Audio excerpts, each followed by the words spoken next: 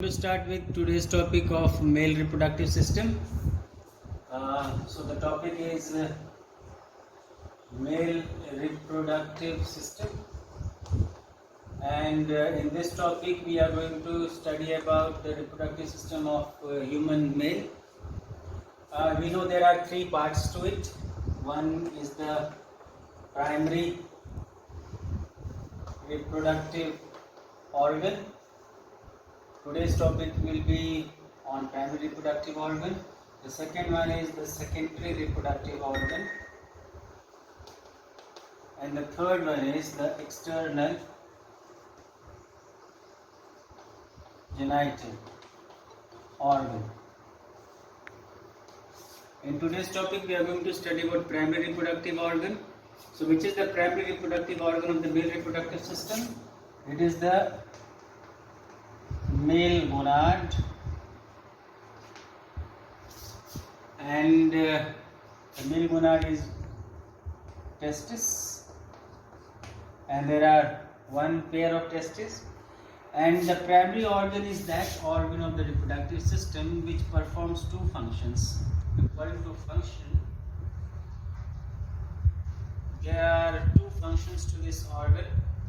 It is the organ for gametogenesis, is the gamete formation, that is the formation of sperm, and is the organ for hormone secretion. Which hormone? The reproductive hormone of the male reproductive system, and that is the testosterone.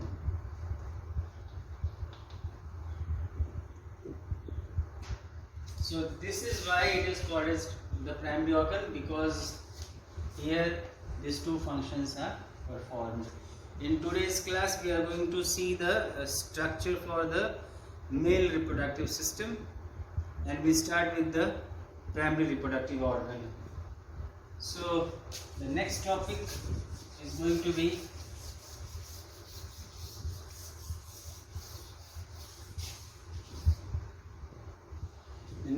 for today is the structure of testis. Now this testis is extra abdominal organ. It is present outside of the abdomen, and the exact location is inside the scrotum sac. It's a muscular pouch-like structure which is covered by a thin skin. And if we draw the structure of this, so this is the scrotal sac, this is the scrotum, and on the either side it is connected to the abdomen. Above to it is the abdominal region. So this will become the abdominal region, and as you can see, this dotted point region shows the place of abdomen upward, and lower it is present outside of the abdomen. The connection of this scrotal sac to the abdomen is by these two canals on the either side, on the left side and the right side. These two canals are known as inguinal canal, and inside there is a cavity. This cavity is known as vaginal coelom, and within this vaginal coelom, one pair of testes are located. So here is the location of this testis. These are the two, and in between these two there is a septa.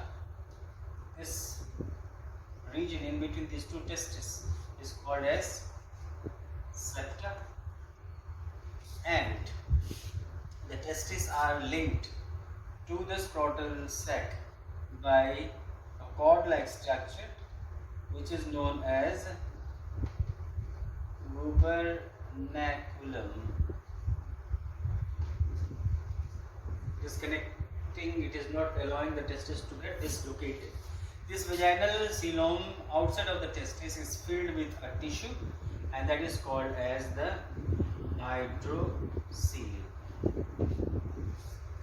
And the testis on the upper side is also held by a cord-like structure. This is the cord which is held in the testis. Throughout this inguinal canal, a cord-like structure holds the testis from upside. Downward it is holded by gubernaculum, cord-like structure, and upside it is holded by the spermatic cord. This is the position of the testis. Now we are going to see the detailed structure of testis, the internal structure.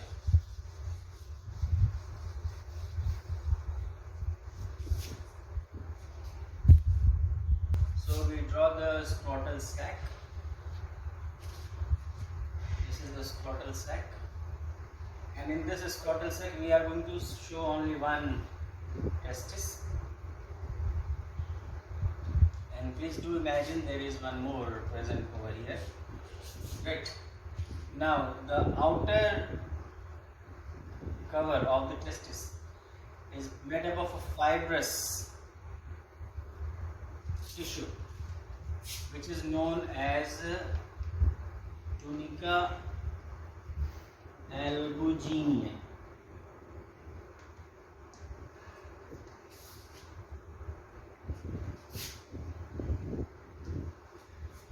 And this fibrous tunica albuginea, which is covering the testis, is invaginated inside also. There are some invaginations of this tunica albuginea inside, and this invagination makes the testis divided into a certain number of compartments. These are the invaginations.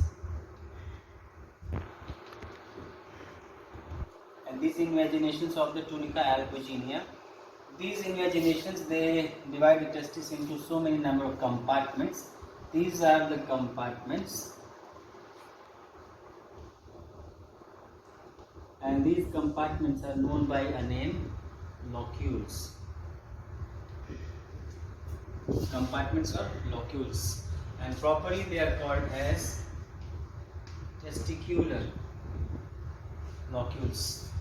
And the number of testicular locules per testis is going to range between 200 to 300 per testis. This is the number of locules. And how these locules are forming? These locules are forming by the invagination of tunica albuginea inside. Outside to this albuginea there is one more cover around the testis, and this covering, outer covering, is known by the name tunica vaginalis.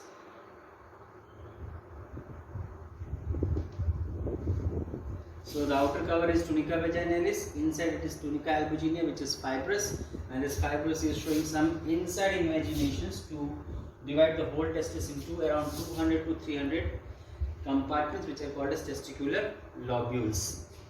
Now next to it we are going to show some other detailed structure within the testis.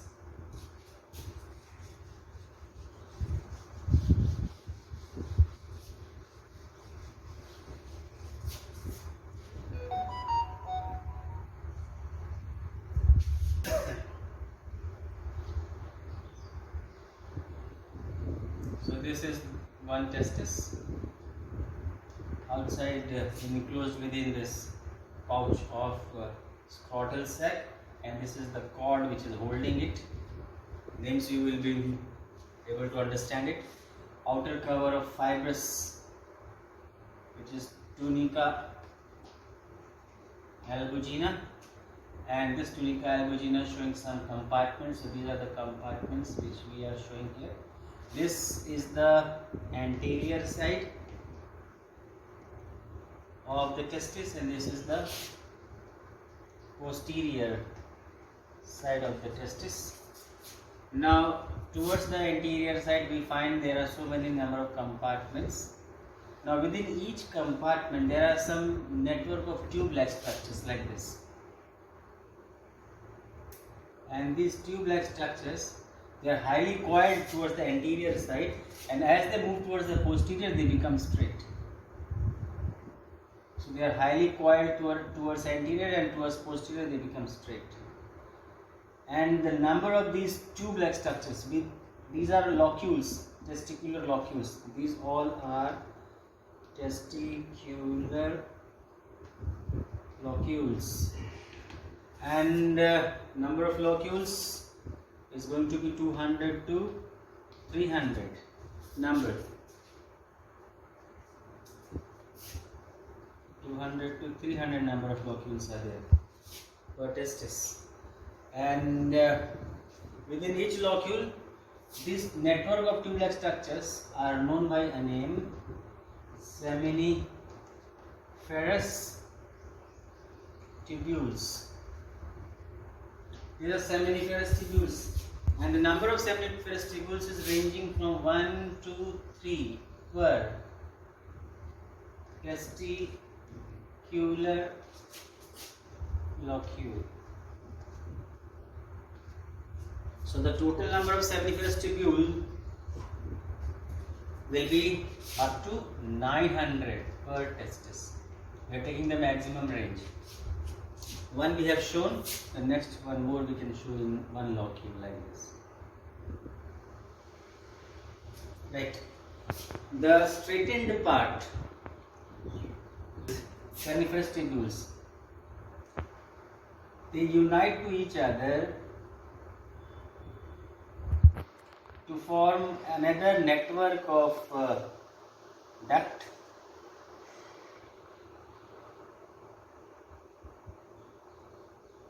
And this another network of duct is known as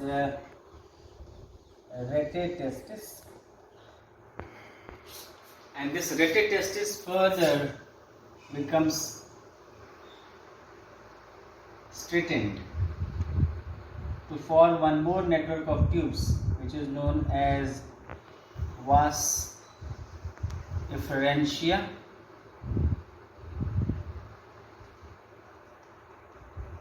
And this vas efferentia will emerge out to form a highly coiled structure outside the testis in the form of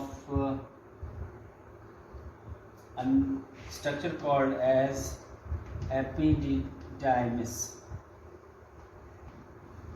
And this will be the head part of the epididymis, and this will be the tail part of the epididymis, and the center one is the body part.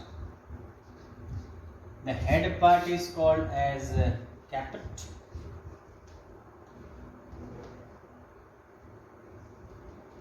epididymis. The body part is known as corpus epididymis, and the tail part is known as cauda epididymis. And from the cauda part, one more tube will come out, that is called as the vasa deferens. Is it clear? So this is all for today, students. Thank you and have a nice day.